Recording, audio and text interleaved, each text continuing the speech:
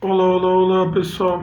Nossa reflexão de hoje, a gente vai refletir em cima do contexto de Noé, da Arca de Noé, né?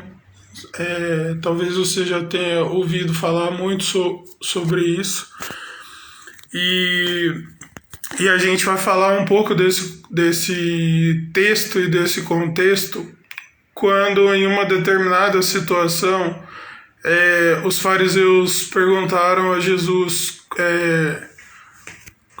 quando que o reino de Deus viria, né?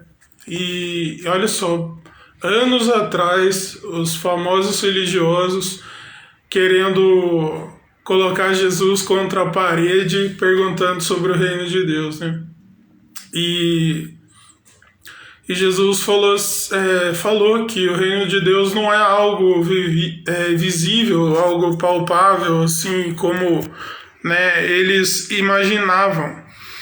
E na verdade o reino de Deus já estava presente, né?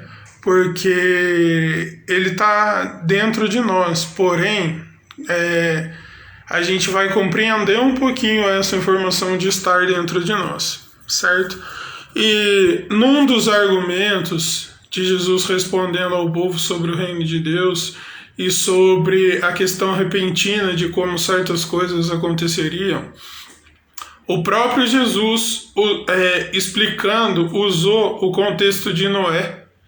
Sabe, isso para mim, em primeiro lugar, mostra que Jesus realmente é a profecia confirmada, é a profecia cumprida, desde lá da fundação do mundo, porque o próprio Jesus, usando o contexto de Noé como explicação, ele confirma todo o Antigo Testamento. Para você ver, né? E tem pessoas que querem limitar Jesus apenas a um profeta, apenas um homem, ou um louco, ou um mero enganador. Na verdade, ele é o Deus que encarnou, o Deus Filho, né? É chamado Deus Filho porque ele encarnou, Deus encarnou em forma humana. Por isso, Deus Filho. Porque o plano inicial de Deus, ao nos criar, foi nos chamar de filho. Então, a manifestação dele na nossa forma humana é o Deus Filho, Jesus Cristo. E acho que isso não é muito complicado de compreender. O complicado é quando nós passamos a deixarmos nos influenciar justamente pela explicação que Jesus deu sobre todo esse contexto, usando a situação de Noé. Ele fala: olha, o povo no tempo de Noé, eles comiam, bebiam, se casavam, se davam em casamento, até o dia que Noé entrou na arca e veio o dilúvio e destruiu tudo. Olha só, né?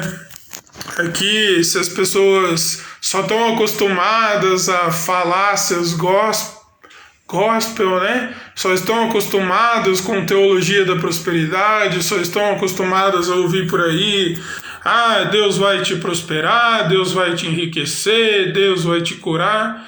As pessoas tendem a rejeitar o que realmente o próprio Jesus falou, porque nós estamos cometendo os mesmos erros do povo da época de Noé e dos religiosos, porque muitas vezes a gente está vivendo a nossa vida normalmente, a gente está vivendo no automático, a gente está comendo, bebendo, está procurando satisfações, está procurando relacionamentos. Ah, tem aqui um problema da minha empresa para resolver, tem aqui um problema com meu filho para resolver, tem aqui um problema pessoal para resolver, de ajustar minhas contas. Ou o outro extremo: ah, tá tudo bem, mas não tem problemas e continua vivendo de forma superficial, de forma vazia, de forma que, se tá tudo bem, eu não preciso de Deus. Ou uma outra opção. Às vezes até as pessoas estão com Deus há um tempo, mas se limitaram a vida com Deus apenas a isso, apenas a Deus cuidar da comida, da bebida, das finanças, das roupas, limitaram o agir de Deus apenas a isso. Veja bem, isso não nega o fato que o próprio Jesus falou assim, que o Pai que está no céu vai cuidar de vocês, assim como os lírios do campo são cuidados pelo Pai, o Pai que está no céu vai cuidar de vocês. Sabe? Aqui é o conforto. Mas veja só, né? No tempo lá de Noé, Noé avisava sobre o que iria acontecer. Noé alertava sobre o dilúvio, alertava sobre arrependimento, alertava que o povo estava indo para longe de Deus, mas o povo zombava de Noé. O povo não dava credibilidade ao que Noé falava. E olha só como isso aponta para Cristo.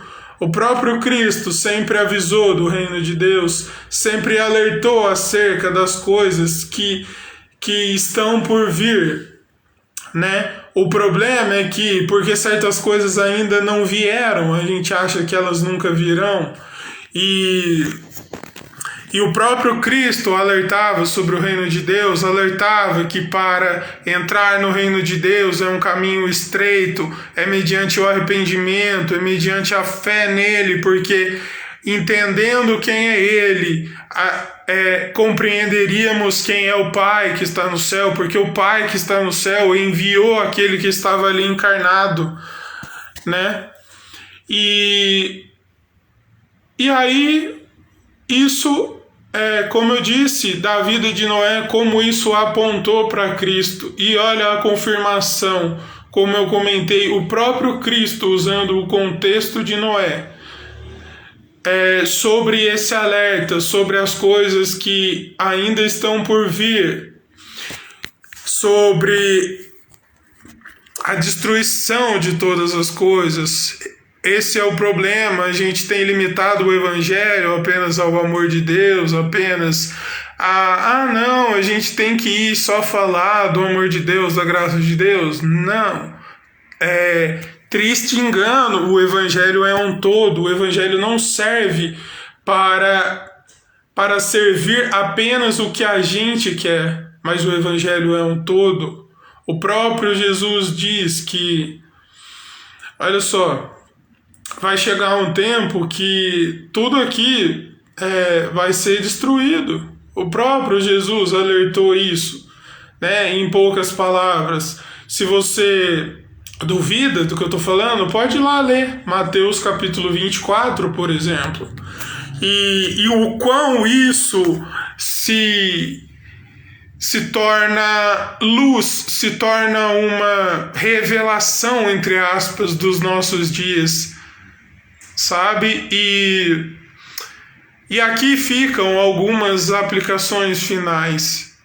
O que tem feito a gente cair no automático, a gente viver no automático, a gente viver da seguinte forma: olha, um dia de cada vez, resolvendo os problemas e vivendo, e comendo e bebendo, e procurando me casar, e se não der certo eu chuto tudo e procuro tudo de novo.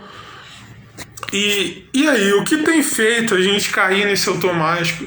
Será que a gente realmente deseja Deus em nossas vidas? Ou a gente deseja só o que Deus pode nos entregar? A gente deseja uma vida calma, uma vida próspera? É aí que está o nosso coração, ou o nosso coração está em Deus? Sabe? E outra coisa muito valiosa na explicação de Jesus é que, de repente, como ele mesmo falou, até o dia que Noé entrou na arca e tudo foi destruído, certo? E olha aqui, o alerta que eu pelo menos compreendo disso aqui olha, naqueles tempos, Deus salvou Noé e a família dele por meio da arca, mas olha só, a arca entre aspas, está aqui pregando para vocês, ou seja, no caso ele, Jesus Cristo, a verdadeira arca de Deus sou eu, Jesus Cristo, estou aqui. Eu sou o caminho, a verdade e a vida. Não há outro caminho além de mim para Deus. Isso está escrito na Bíblia também. Lá em João, né? O Evangelho de João é muito rico. Então a gente precisa começar a compreender que certos alertas não são para colocar medo, não são para despertar terror, ou muito pelo contrário. O que tem nos escandalizado e nós temos compreendido como algo normal, sabe? Em uma determinada situação, um leproso suplicou a cura a Jesus, e Jesus tocou no leproso, ou seja, né, eu não sei se você conhece muito sobre essa doença, mas essa doença é altamente contagiante, e Jesus tocou num leproso e o curou, e isso escandalizou os religiosos da época. Eu não estou falando aqui para você sair e tocar sem uma prudência em algum leproso, não é isso que eu estou falando. Eu estou falando o fato disso ter escandalizado os religiosos. Será que nós temos nos escandalizado com